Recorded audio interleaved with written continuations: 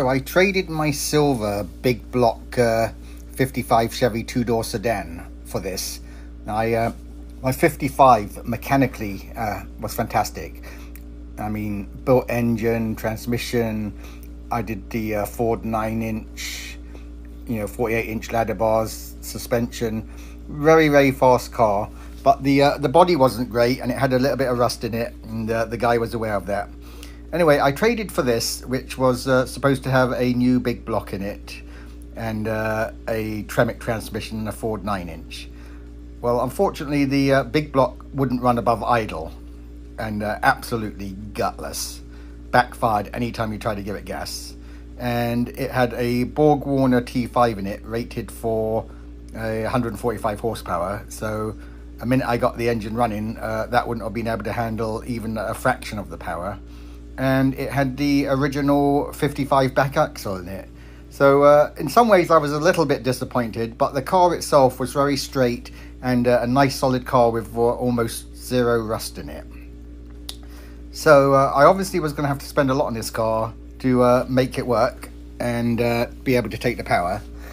So I proceeded to buy a lot of parts for it, and I was going to give it a total makeover, which you will see in the preceding video and pictures of the car. Anyway, I hope you enjoy it, and I have put some pictures of some of the parts I've used, and maybe that will help some of you guys if you're sorting out your 55 Chevy. I was really happy with how it came out, and I wasn't trying to build a show car or anything. I was just trying to build a car which was mechanically very sound, which I could get on it and not worry about breaking anything, and be very durable, and also go in a straight line under power. And as I guesstimated that this could make anything up to 800 horsepower, I needed to be able to put that power to the road. So anyway, you'll see how I proceed with my build. Oh, and I had to keep it cold. That's a big problem. You see all these cars and they look fantastic, and people's got big blocks in them and this, that and the next thing, but you can't drive them because in 5 minutes they overheat. Very few people get these cars to run cool enough to actually drive more than I took all these fans to a car show. Anyway, here we go. And I'm going to put a 60 gallons per minute electric water pump on here, and that will change a few things. And then I'm putting a whole aluminum framed, much larger radiator with double 3500 CFM fans, and I'm also putting in a 220 amp alternator which will run my fans and water pump even faster. So that should keep everything nice and cool. But once I've got this apart, I'm going to take my front suspension apart, and then I'm going to clean up all in here immaculately and repaint it. Probably repaint my engine and get it all looking new, detail the blower, etc. And then I'll start putting it all back together again. So this is episode 1. I think I'll do this one in 2 or 3 sections, and I wanted to get the engine running first, and there was a list of many things which I instantly saw which was wrong with the engine, and so I proceeded to fix them. In fact, I'll get the list out so I can read down the list of the initial things which I had to fix to get the engine running fine. But having said that, looking over the parts in the engine and this and the next thing, it looked like the story was true, that the engine was new, but it was probably new 12 years ago. And I traced that the guy who owned it for the last 13 years was a really old guy, and I've had this on a few of my cars. They have this idea that they want a really fast car and they put a huge engine in it, but they, it's still got the same original suspension and transmission in it and little axle, which the fan. none of that. There's no way contain you the need power. that many wires. And they for never the get fan and the AC. engine One wire to the dialed AC. in correctly or put in correctly. One wire to the and fans. they just lose faith in the project. And it I just guess sits it's there. powering the fans. But anyway, That's you not know, way the to do it. engine oil was good. Scoping Anyway, the cylinders, taking you know, everything looking in off there, and the so that rock I cover can, stuff, everything looked brand new in there. Once I get the suspension And off, the compression I can totally was, clean up you know, in through here, the roof. So repaint it. you know, paint internally the engine was perfect. And it just I'll had been built change my spark plugs, put new leads on, not finished. And, so at least I had a take my really suspension good off and redo that.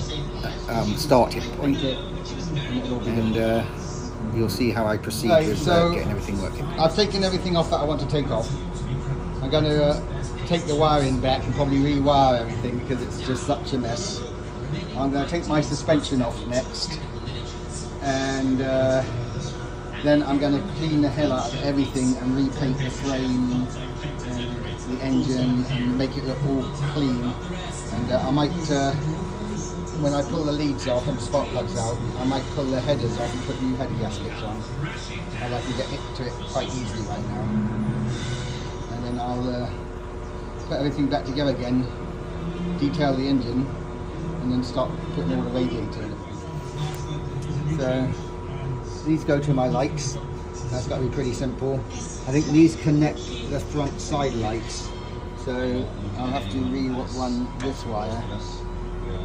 And I'm putting a new alternator in. So I'll have to see where the main power comes in from the front, because I need to take a live feed from that for a lot of my components.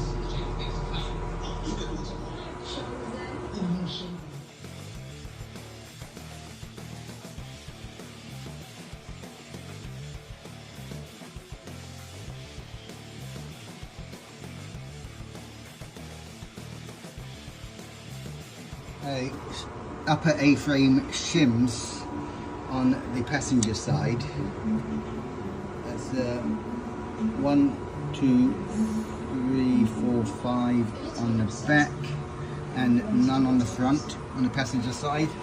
And on the driver's side, we've got 1, 2, 3, 4 on the back, and 1 on the front on the driver's side.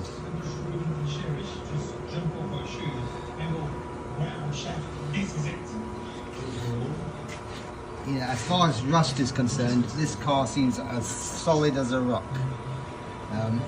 Just obviously hasn't been cleaned since it came off the production line. So now I've got the opportunity to clean this in here and repaint it. Now, once this is all cleaned and painted, I'll kind of be starting with a clean slate, and I'm going to try and do my wiring really nice, but I'll hopefully I can work it out.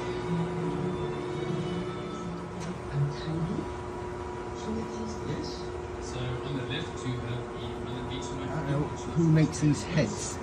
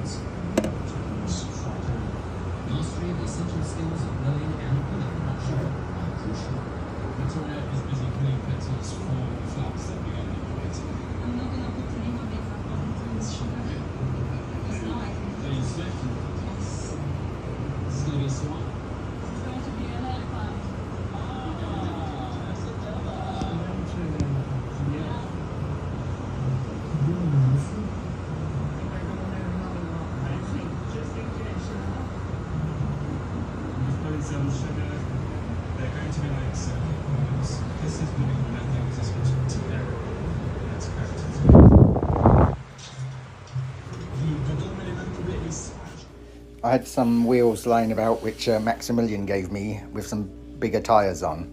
They were still too small for the car from the width point of view, and the offset wasn't right, but you know, at least it got the car sitting a little bit more how I liked it. And I put some bucket seats in initially, so I had some decent seats to put in it. Had kind of the old-fashioned type interior in it, like original, which I hate that type of interior. It just makes the car look like such an old person's car. You know, not that I've got anything against that, but for me, you know, I want it to be more race oriented. So I'm trying to establish exactly what transmission's in it. You know, I was disappointed to see that it wasn't what I thought it was, but it looks like it turned out to be a Borg-Warner T5, which is rated for very little horsepower. It's got really light components in it, and as you'll see in a later video, the minute I got the engine running good, I didn't even get round the block. I gave it a little bit too much power and broke the transmission. Having said that, the transmission was working perfectly, changing gear nicely, smooth, and I just slowly got into it more and more and gave it a little bit of gas, and that was too much for it. So for anybody who's out there who's put quite a lot of power in a car with a T5 transmission and think that they're going to get away with it for a while, think again, because it really is not strong enough to take any kind of serious power. But very nice transmission if you haven't got a lot of power. But yeah, I learnt my lesson on that one. I thought, oh, I'll get away with it for a while. Well, I didn't.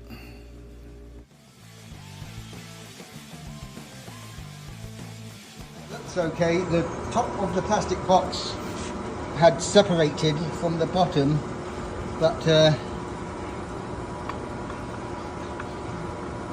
seems okay.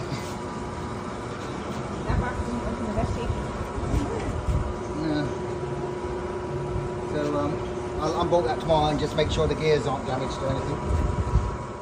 Sorry about jumping all over the place with some of my videos, because when I made these videos or took these pictures, I never really intended to do a YouTube channel. It's going just good. Kind of documenting what I'm doing. I spent $15,000 on bits to go on it. What I've got right now.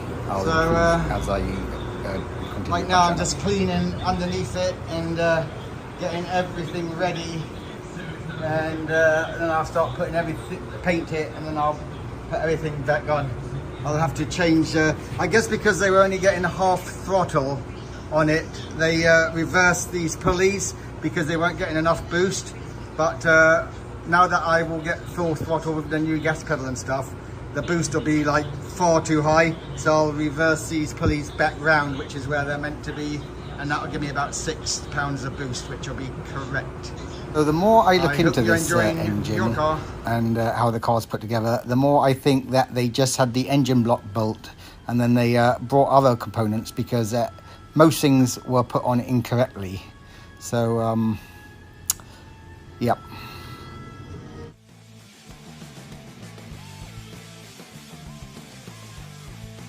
Okay, this is underneath my blue 55 Chevy. Before I've painted it, I've pressure washed it, I'll scrape it, wire wheel it, clean it up, weld in all my suspension parts, put in the new A-arms to the front, and then repaint it.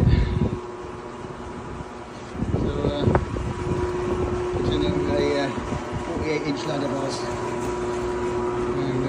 4.9-inch axle, the 370 gear, Hotchkiss sway bars. I'm going to be lining up to centralize my axle, and so I've taken a mark with a spirit level, put it on the floor, lining up with this edge here. And it so that gives me a mark there, and I've done basically the same thing on this side. So I've also marked this the same on this side, and I've taken exactly the same measurement from that side, from here to here, and it looks like the same. And then I've measured from here to here, and it measures exactly the same on each side. So yeah, that looks like my central line. So I'm going to put the axle on the stand and centralize the axle on here, and then I'll take some more measurements and see if I can get it perfectly centralized. Alright, so I've determined the exact center of the wheel well and marked it and hang a string down, and then I did the same on this side, and I measured from the front and made sure they were both exactly the same, and then I line up the back axle to the approximate height I want it. And from my 57 Chevy over there, it seems like you're looking at about 10 to 12 inches there, and I want it to be fairly high with a 30-inch tyre. So anyway, I've got it in the approximate position and it's centralized. And all I'm trying to do right now is determine where to mark my cross member, because this gets wider and wider towards the back. So I want to make sure I cut this at the correct width, obviously. So I need to know the distance from there to there with the ladder bars. So I put this in place. I centralize this circle to the lowest point of the center point of this, and you know, as near as it needs to be, I think that's fine. And then I put the brackets on one of the ladder bars so that I can hold it up to the axle and get the cross member exactly the right distance from the axle, and then mark it to cut it, and then I can actually do it on the floor how they tell you to, and weld it, tack weld it in place, and then put it back up, make sure everything's aligned, and then weld everything correctly. Because I never really intended to do a YouTube channel originally, I don't explain things as good as I think I should. So I think in my future videos, when you see me build things, I'll be quite a lot more informative and highlight some of the issues that you come across when you're building it, and give better information. But right now, this is kind of the best I can do.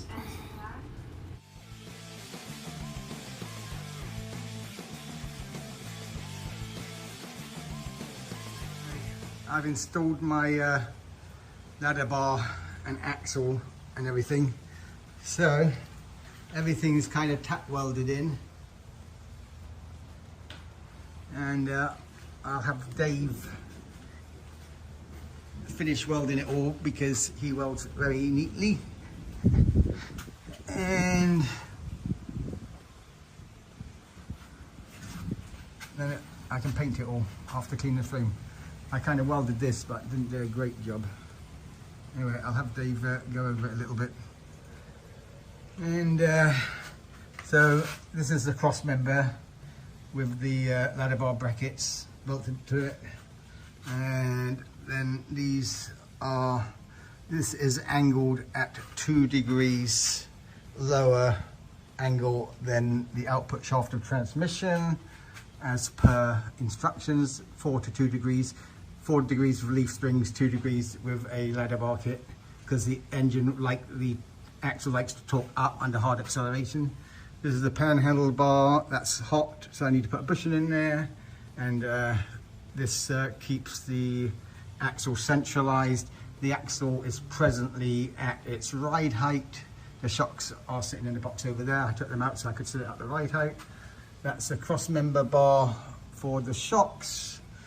And once I get that all painted, I'll install my axles and third member and the drive shaft and the shocks, and then the wheels, and then this will be ready to go.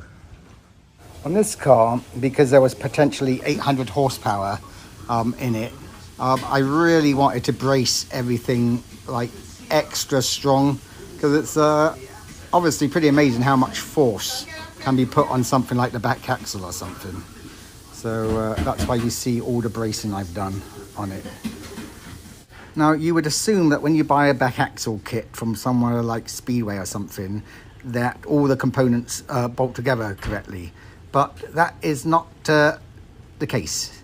I had to drill out all the holes in the housing of the axle to fit the third member in there, because the studs that they provided are too big to go through those holes. And it's a little bit disheartening when you get to that point and you find out you can't get the studs through because you think you're doing something wrong.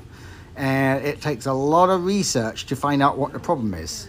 But if you know the problem before you start, it's very easy.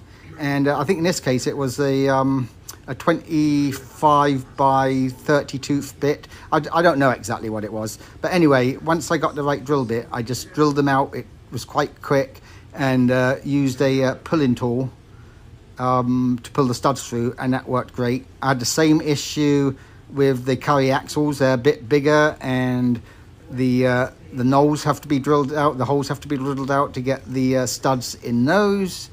Anyway, a lot of things like that, just really irritating. But if you know what you're doing, it's quite easy.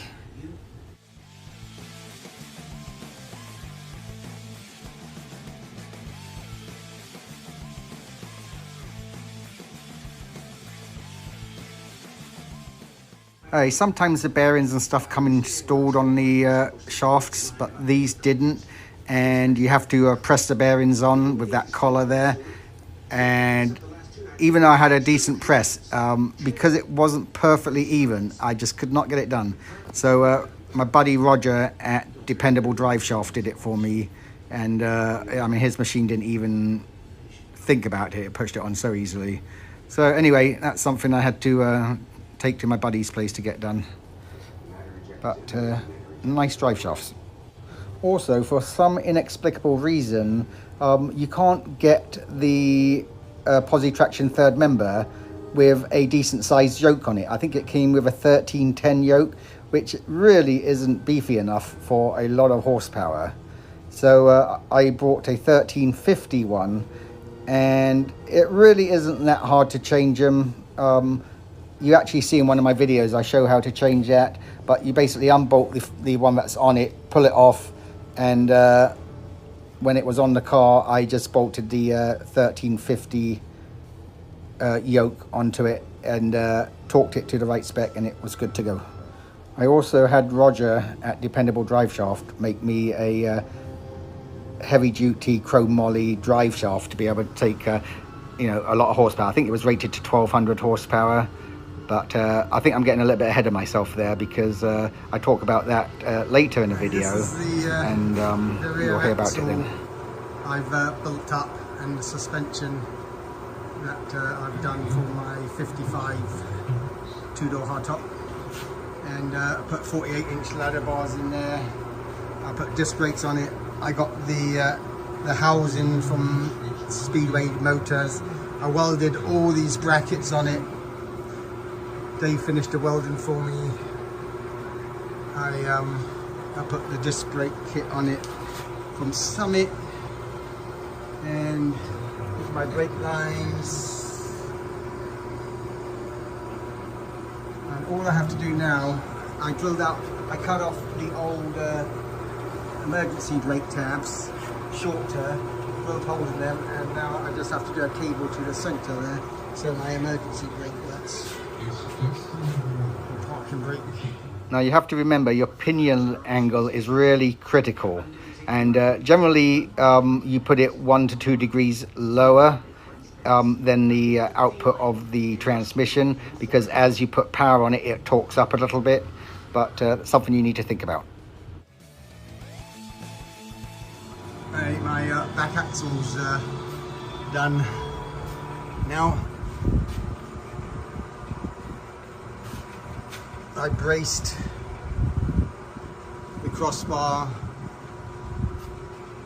I braced these to make it stronger, and had my emergency brake line set up.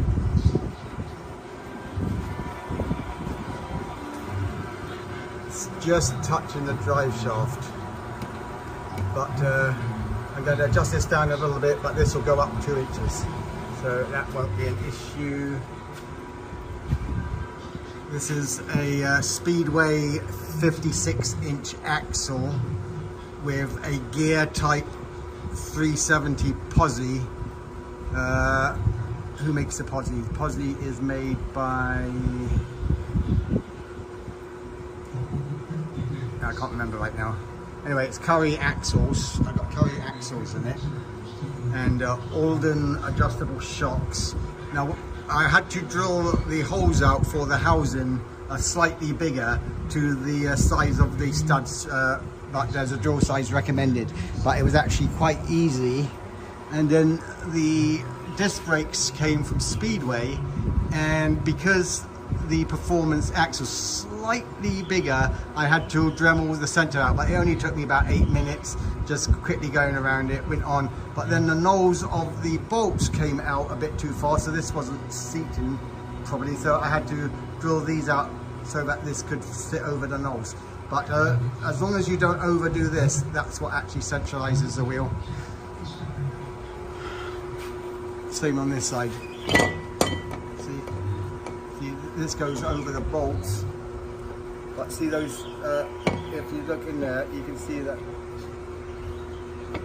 the nose took out of it. So, but anyway, so yeah, very happy with it. I kind of really wanted to paint the calipers, but I might do that with a paintbrush. Get some enamel or something.